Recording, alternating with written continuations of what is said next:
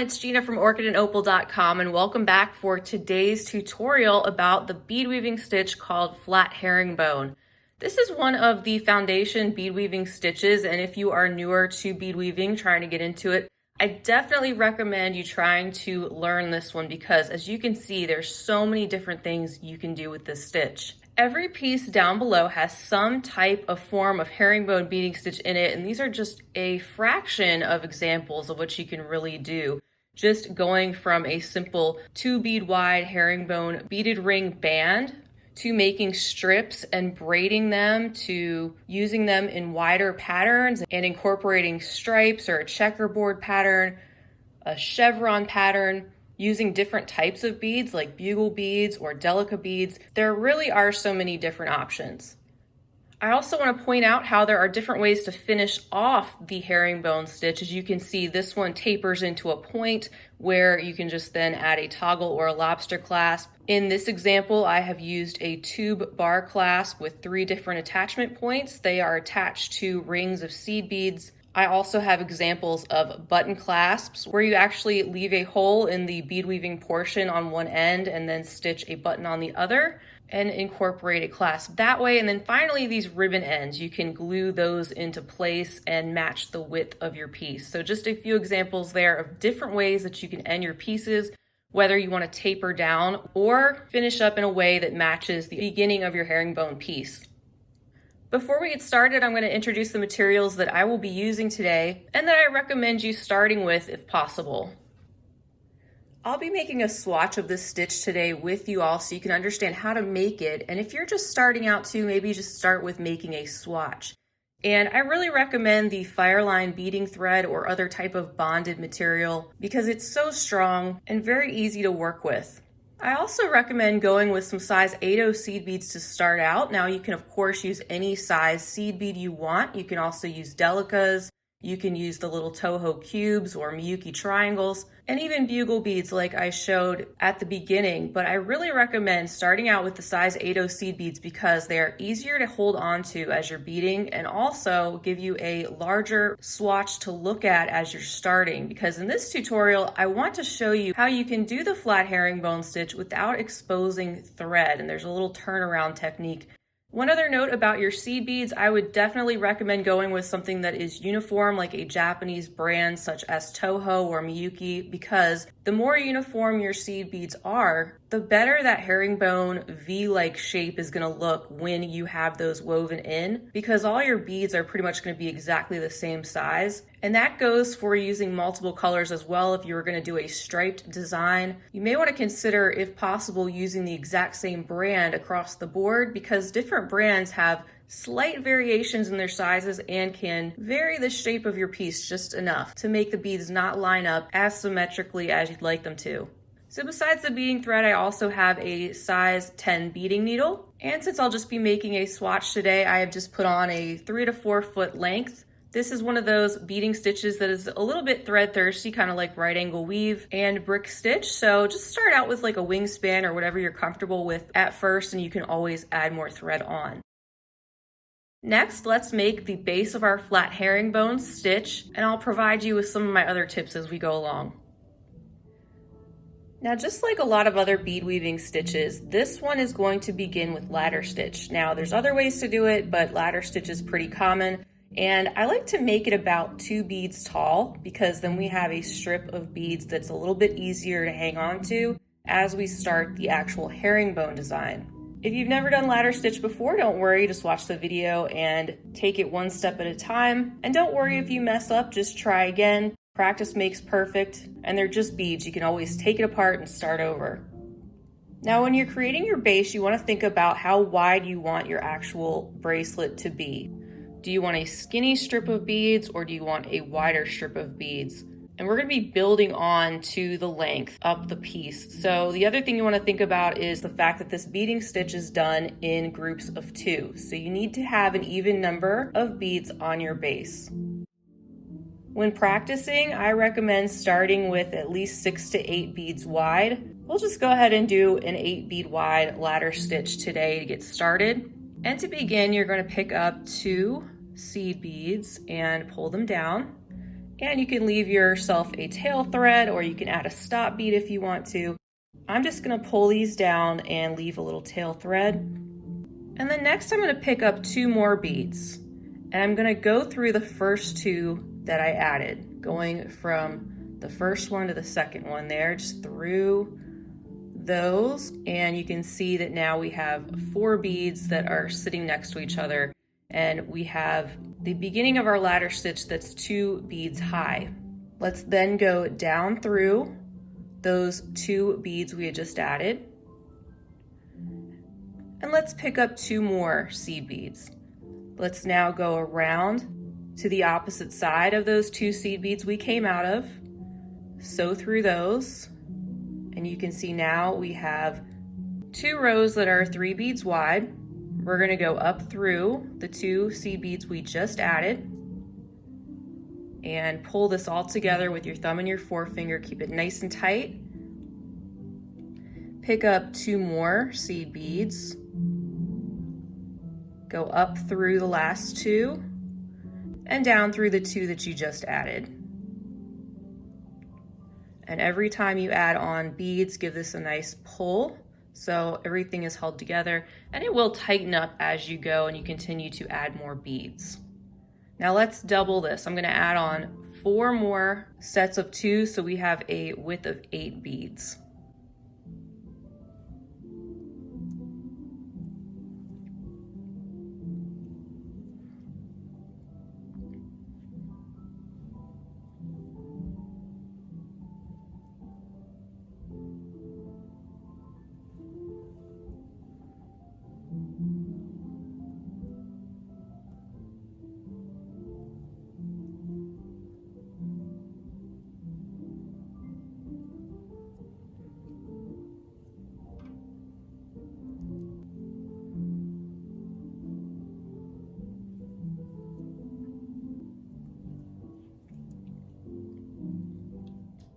All right, and then this is something optional, but I like to do it. I like to just zigzag back through these towers of 2 beads to tighten these up.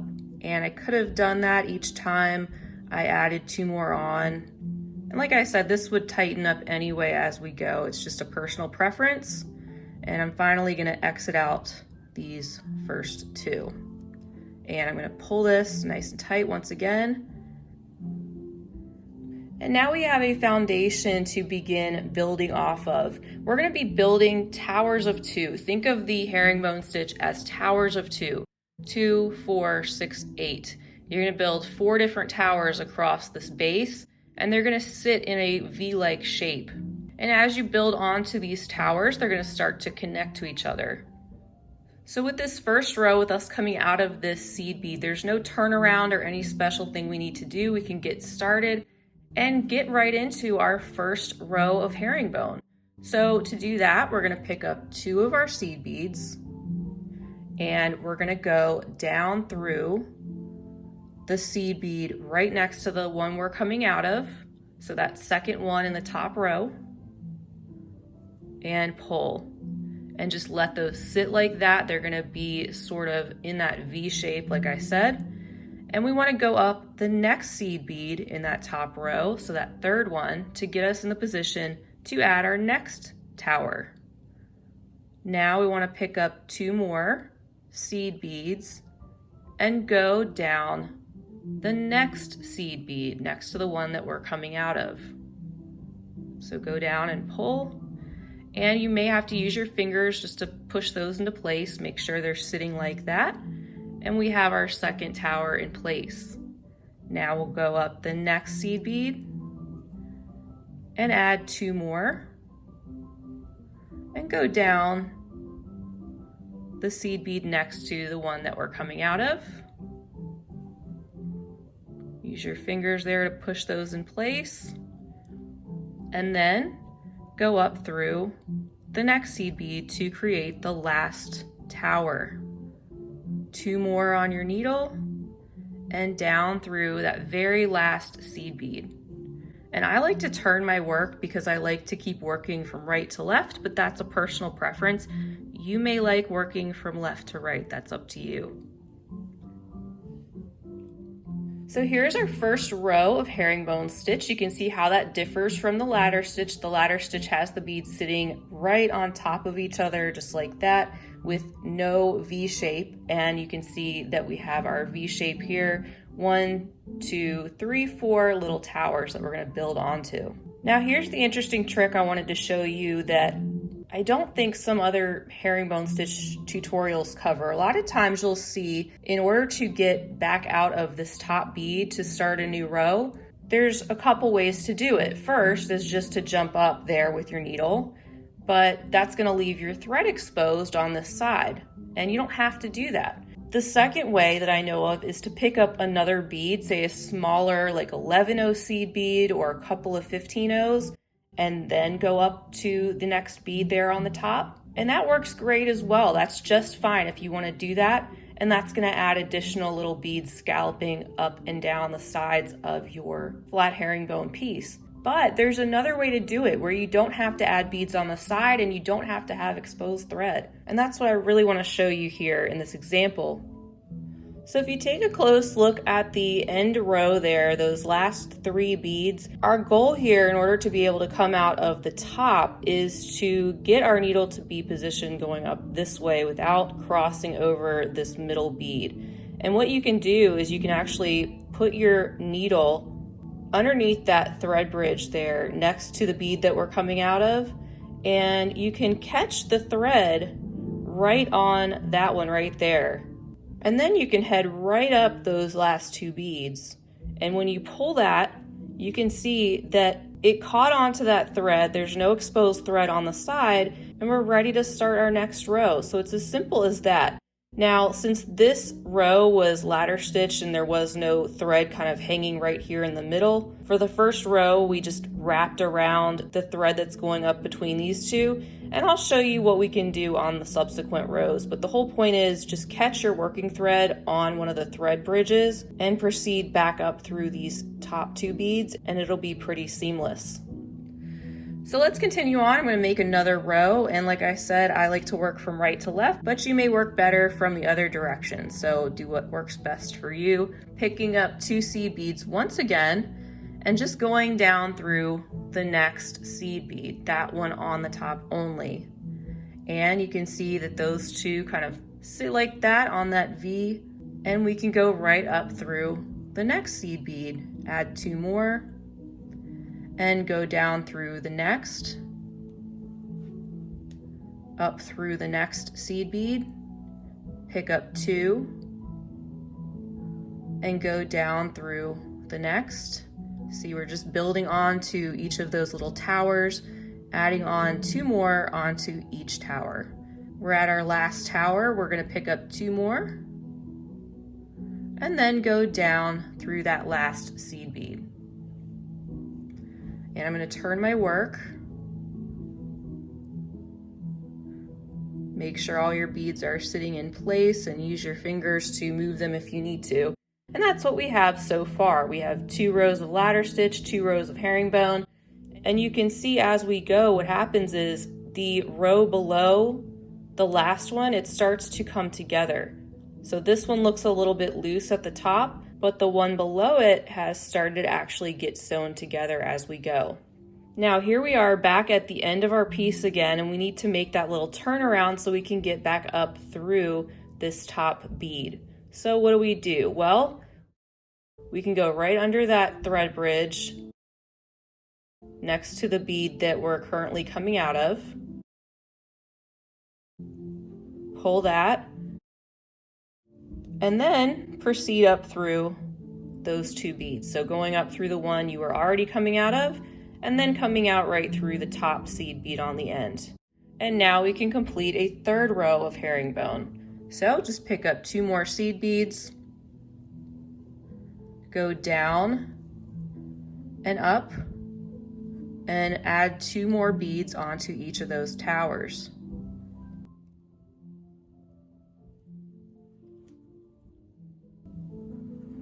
And I'm just going a little bit faster as we go. And then with the next row, I'm going to show you one other little tip that can save you some time as you get the hang of the stitch And if you're comfortable with your ability to keep the tension of the thread nice and tight,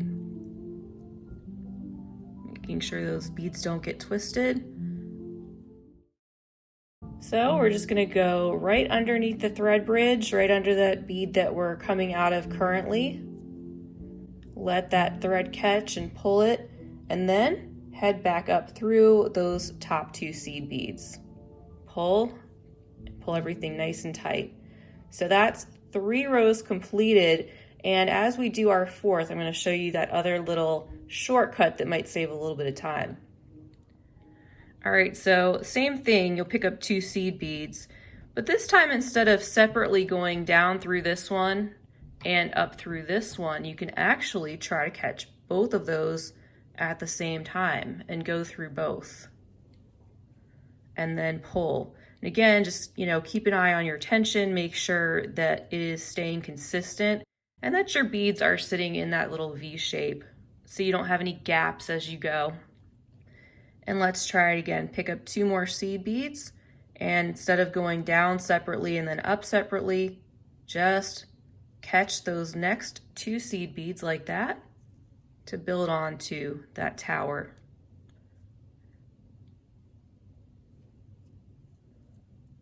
Pick up 2 more, and then through the next 2, and then finally picking up 2 more and going down the last bead as I give it a little turn around. And then you would just continue on. So that's just another tip for you if you want to save a little bit of time, and again, if you're comfortable with your tension. And then you'll go under the thread bridge to complete another little turnaround to get up to your next row. In order to change colors, say you wanted to do a striped pattern, kind of like I have in this example right here, when you're starting a new row, what you'll do is you'll just start by picking up your next color. So if I wanted to introduce another color right here, it would just add in extra stripes of color, just like in this bracelet. Now, if you wanted to do something different, like if you wanted to do something like a chevron pattern like this one, you can see where the rows are in this pattern just going straight across, but I've had to manage my different colors of beads going across. So instead of them being all the same color across the row, I had to switch it up depending on how I wanted that pattern effect to look.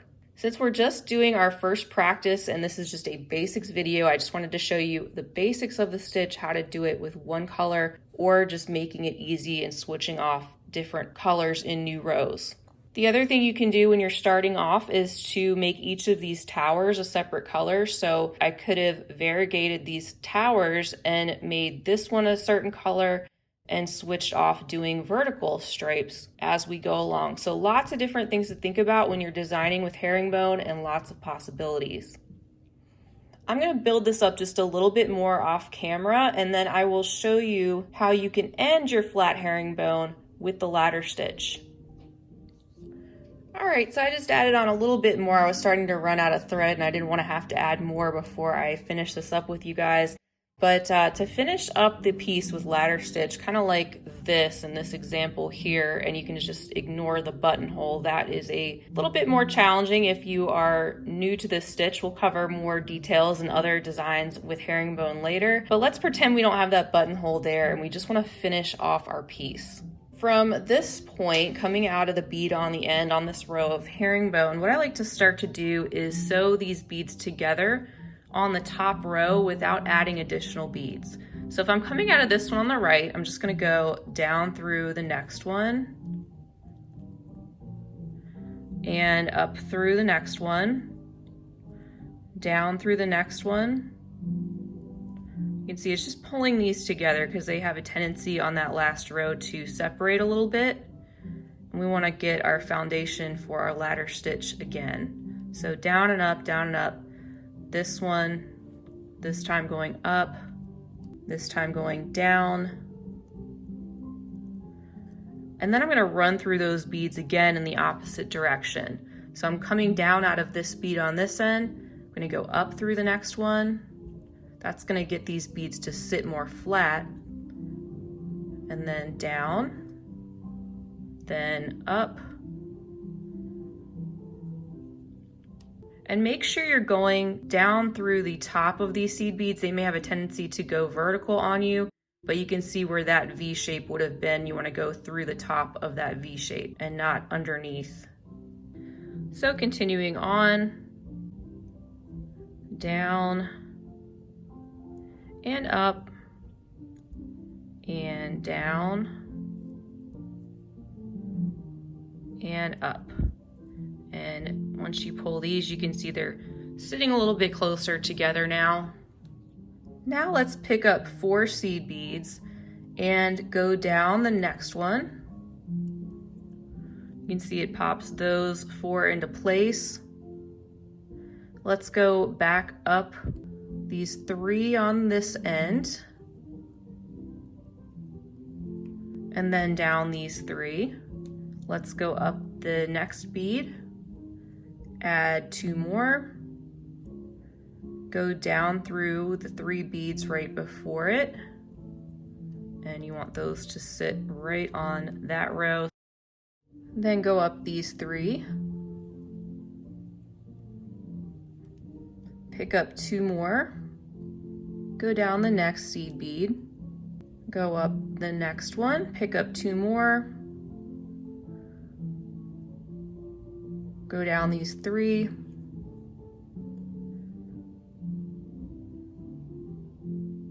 Go up the next 3 and pull. And I am so short on thread, it is not even funny. But you're just going to continue that to the end of that row. So I'd pick up 2 more, go down through the next bead. Then I would go up through this bead, pick up 2, and repeat what I just did, going back down through the 3, then going up through the 3, picking up 2 more, and finally going back down through this row. And then you can either go back through those to reinforce and just even them up a little bit more, and then tie and knot off your thread.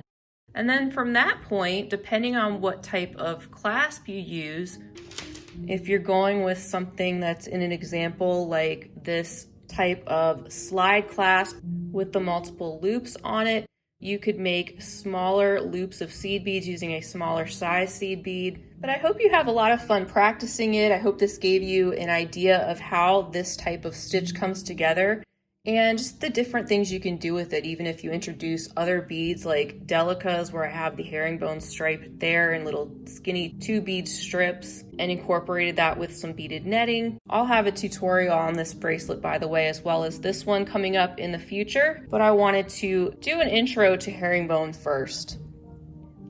And then back with our other example where I have actually beaded a button onto this side and left a buttonhole, so you can just use this as a clasp if you want to. Just need to be a little bit careful about where your button placement and that hole is, and make sure you have the right size hole for the button you're using, and make sure that your bracelet width is going to come out just right.